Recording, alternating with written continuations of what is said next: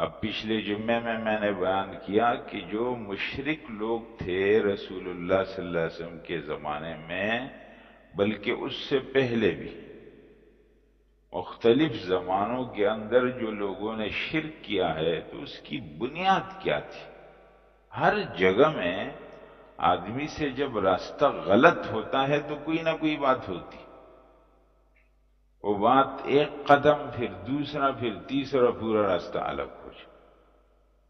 اصل میں لوگوں نے اللہ جل جلالہ کو دنیا کے بادشاہوں پر قیاس کر لی اور سمجھا کہ جیسے بادشاہوں تک ہماری رسائی نہیں ہو سکتی، بیچ کے اندر ہم کو کچھ واسطے ماننے پڑتے ہیں، انہی واسطوں کے ذریعے سے ہماری رسائی ہوگی، ورنہ تو ہم نہیں پہنچ سکتے۔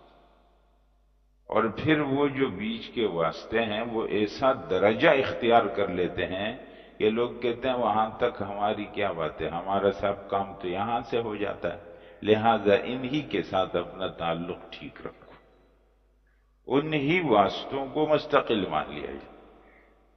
دنیا میں شرک یہاں سے پھیلا، تو مشرک لوگ یہ کہتے تھے کہ ہم جو اپنے خداؤں کی بتوں کی عبادت کرتے ہیں وہ اس لیے کہ اللہ بڑے ہیں، تو اس بڑے تک پہنچنے کے لیے چھوٹے چھوٹے خدا، یہ قیاس ہی غلط ہے۔ اللہ جل جلالہ کو دنیا کے بادشاہوں پر قیاس کرنا بالکل غلط ہے۔ اللہ جل جلالہ ہمارے خالق ہیں، ہمارے مالک ہیں، رحیم ہیں، کریم ہیں، ہماری ہر بات کو سنتے ہیں، ہمارے ہر حال سے واقف ہے، ہماری ہر مشکل کو دور کرنے پر خود قدرت رکھتے ہیں، اس لیے بادشاہوں پر قیاس کی کوئی ضرورت۔ یہ واسطے اس طرح کے واسطے بیچ میں ماننے کی کوئی ضرورت۔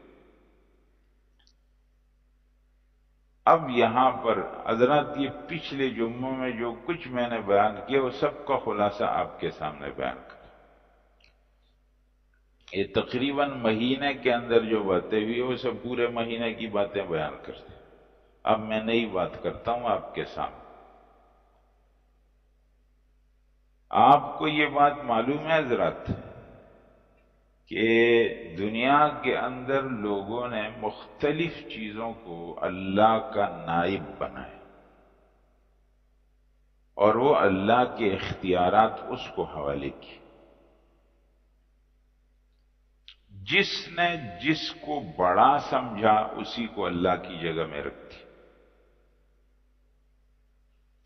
اللہ کی اولاد کہہ دیا، عیسائیوں نے حضرت عیسیٰ کو کہا۔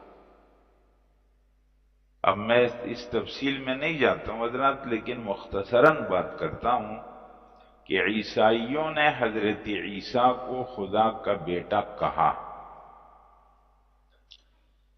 کیوں؟ اس لیے کہ انہوں نے خدائی کام کیے، ان کے پاس خدائی اختیارات تھے۔ کیسے؟ کہا وہ ایسے بیماروں کو ٹھیک کرتے تھے کہ دنیا ان کو ٹھیک کرنے سے عاجز ہو جاتی۔ ماں کے پیٹ سے کوئی بچہ نابینا پیدا ہوا، دنیا میں اس کا علاج نہیں، اس کی بینائی چلی جائے پھر اس کا علاج۔ مادرزاد اندھا، پیدائشی اندھا، اس کا علاج نہیں ہے۔ حضرت عیسیٰ علیہ السلام کچھ بھی نہیں کرتے، لمبا کوئی آپریشن وغیرہ کچھ نہیں، بس ہاتھ پھیرتے تھے اور وہ ٹھیک ہو گئے۔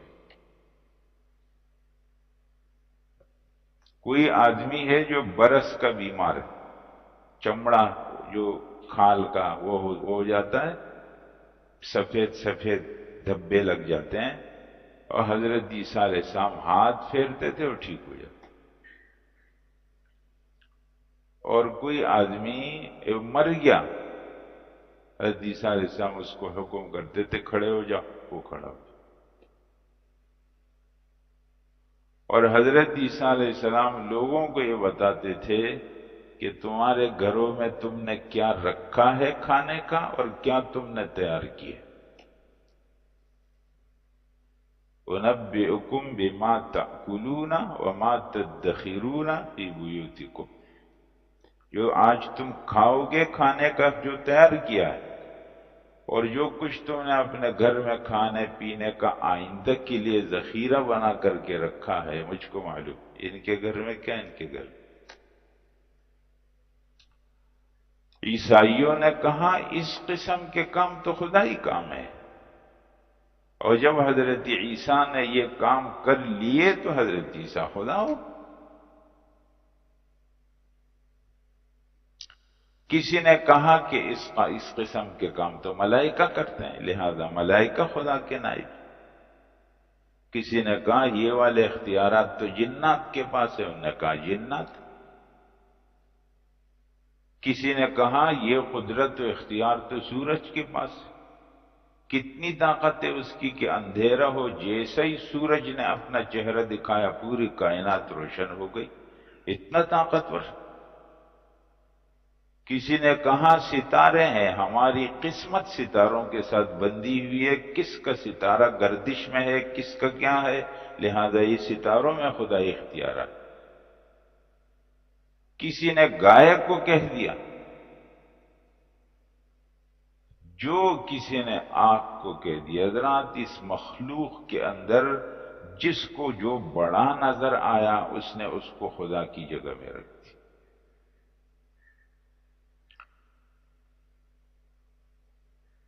لیکن ان میں سے ایک بھی اللہ کی جگہ میں. آج کی آیت میں اس کا بیان، لو اراد اللہ، اگر اللہ چاہتے، ان یتخذ ولدا، کہ وہ کسی کو اپنی اولاد بناتے، لاصطفیٰ، تو اللہ خود ہی چنتے منتخب کرتے، مما یخلق، اپنی مخلوق میں سے، ما یشاء، جس کو چاہتے. تو اللہ خود بتاتے نا، لوگوں کو کس نے اختیار دیا ہے کہ یہ اس کی اولاد ہے، وہ کہہ رہے وہ اس کی اولاد ہے. کیا آپ انسانوں میں کسی کو اختیار دیتے ہیں کہ میں کہوں کہ وہ صاحب فلان یہ آپ کا بیٹا؟ وہ خود بتائے گا کہ میرا بیٹا کون ہے، یا میں بتاؤں گا کہ اس کا بیٹا کون؟ کسی کو کسی کا بیٹا کہا جائے دو طریقے ہیں، یا اس سے پیدا ہے تو اس کا صلبی بیٹا ہے، یا اس نے اس کو بیٹا بنایا ہے تو اس کا منہ بولا بیٹا ہے. دو قسم کے بیٹے ہیں. اس کا صلبی بیٹا ہو، کسی کے بارے میں یہ کہہ دیا جائے کہ یہ اس سے پیدا ہے، اگر کوئی کسی سے پیدا نہیں اور کہہ دیا جائے یہ اس کے اوپر تہمت ہے. کوئی بچہ کسی سے پیدا نہیں اور کہہ دیا جائے فلاں آدمی سے پیدا ہے، یہ تو اس کے اوپر زنا کی تہمت آپ لگا رہے ہیں. کسی نے کسی کو اپنا بیٹا بنایا نہیں زبان سے، آپ کہہ رہے ہیں بنانا. جب مخلوق میں کسی کو اختیار نہیں کہ کسی اور کے بارے میں یہ کہے کہ وہ فلاں اس کا یا صلبی حقیقی بیٹا یا اس کا منہ بولا بیٹا، آپ کو یہ اختیار نہیں. اللہ کے بارے میں کس نے اختیار آپ کو دے دیا؟ کہو یہ اس کی اولاد ہے، وہ کہتے وہ اس کی اولاد ہے، وہ کہتے اس کی اولاد. یہ کتنے نامعقول بات. اور پھر دوسری بات یہ ہے حضرات، جب کسی کو کسی کا بیٹا کہا جائے تو باپ اور بیٹے میں کوئی تو مناسبت ہونی چاہیے. انسان سے انسان پیدا ہوگا، بکری کے بچے کو انسان کا بچہ کہہ سکتے ہیں، اور بکری کو گائے کا بچہ کہہ سکتے ہیں. باپ اور بیٹے کے بیچ میں تو مناسبت ہونی چاہیے. اللہ جل جلالہ کی صفات دیکھو اور مخلوق کو دیکھو، اس باپ اور بیٹے کے بیچ میں کیا مناسبت ہے کہ آپ اس کو بیٹا بنا رہے؟ لہذا کسی مخلوق کے بارے میں یہ کہنا کہ یہ اللہ کی اولاد ہے، یہ بالکل جھوٹ اور غلط بات. قرآن میں کہا ہے کہ جس نے یہ کہا کہ اللہ کی اولاد ہے، یہ بہت ہی جھوٹ کی بات ہے اور اتنی خطرناک بات ہے کہ ہو سکتا ہے کہ آسمان و زمین پھٹ جائیں اس بات کی. لقد جئتم شيئا إدا تكاد السماوات يتفطرن منه وتنشق الأرض وتخر الجبال هدا أن دعوا للرحمن ولدا. رحمان کے لیے اولاد بنا، کتنا جھوٹ بول رہے ہیں. تو سورۃ الزمر میں بیان ہے اللہ کی کوئی اولاد نہیں ہے. اس لیے حضرات جو ہم سورۃ الاخلاص پڑھتے ہیں، قل هو اللہ احد لم یلد ولم یولد، اللہ کی نہ اولاد نہ اللہ کے ماں باپ، نہ اللہ کی اولاد نہ اللہ کسی اور کی اولاد.